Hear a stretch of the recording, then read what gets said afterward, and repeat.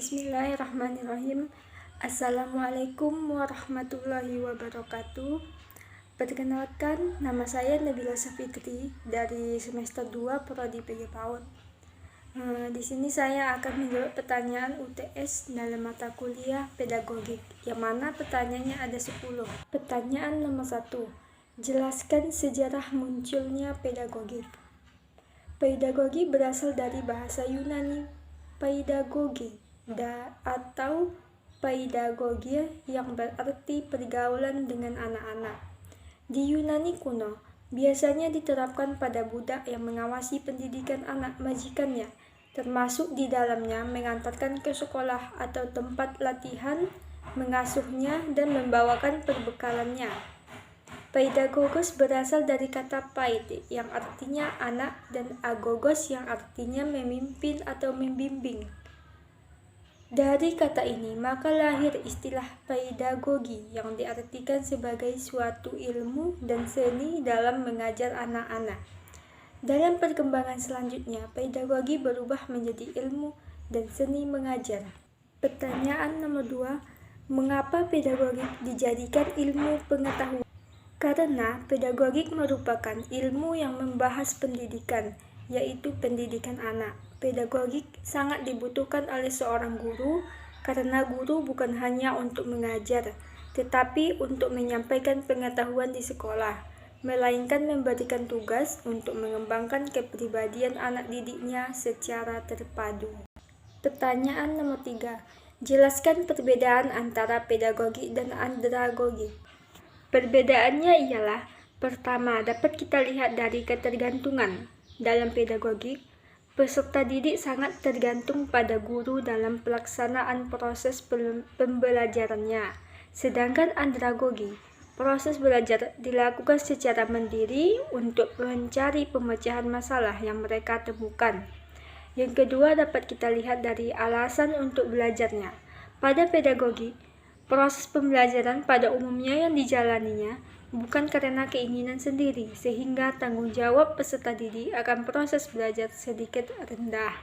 Sedangkan andragogi sebaliknya, mereka belajar karena merasa ada kebutuhan sebuah kemampuan yang harus mereka kuasai. Ketiga, dapat kita lihat dari motivasi belajar. Pada pedagogik, berasal dari luar peserta didik, yaitu orang tua, keluarga, teman, guru, dan lain-lain. Sedangkan andragogi, motivasi belajar berasal dari dalam diri mereka, karena harga diri mereka akan lebih meningkat jika berhasil melewati tantangan. Pertanyaan yang keempat, apa itu kompetensi pedagogik dan kompetensi kepribadian yang harus dipelajari oleh calon guru dan guru? Kompetensi pedagogik yaitu kemampuan seorang guru dalam memahami peserta didik, perancangan dan pelaksanaan pembelajaran, pengembangan peserta didik, dan evaluasi hasil belajar peserta didik untuk mengaktualisasi potensi yang mereka miliki. Kompetensi kepribadian adalah kemampuan personal yang dapat mencerminkan kepribadian seseorang yang dewasa, arif dan berwibawa, mantap, stabil, berakhlak mulia, serta dapat menjadi teladan yang baik bagi peserta didik.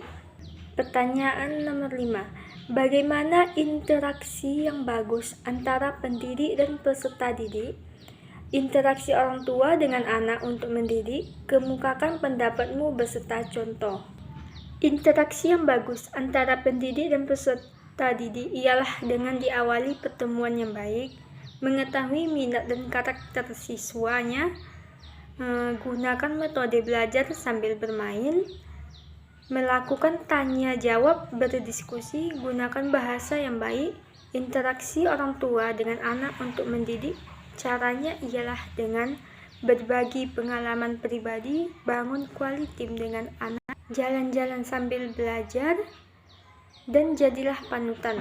Contohnya, di saat anak mempunyai masalah atau membuat kesalahan, orang tua akan menegur anak dengan perlahan atau diberi nasihat, bukan dimarahi. Karena kalau anak dimarahi, bisa jadi mentalnya semakin memburuk, karena masa kanak-kanaknya itu masih jamnya bermain. Pertanyaan ke-6.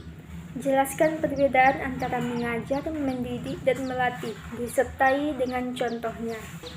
Mengajar adalah kegiatan memberikan bimbingan kepada siswa untuk belajar lebih baik, tidak terpaku oleh penggolongan peserta didik. Contohnya yaitu pembelajaran ekspositori, pembelajaran yang menekankan pada proses menyampaikan materi secara verbal dari seorang guru. Mendidik adalah kegiatan memberikan bekal kepada anak, hal-hal yang bermanfaat bagi mereka setelah dewasa kelak.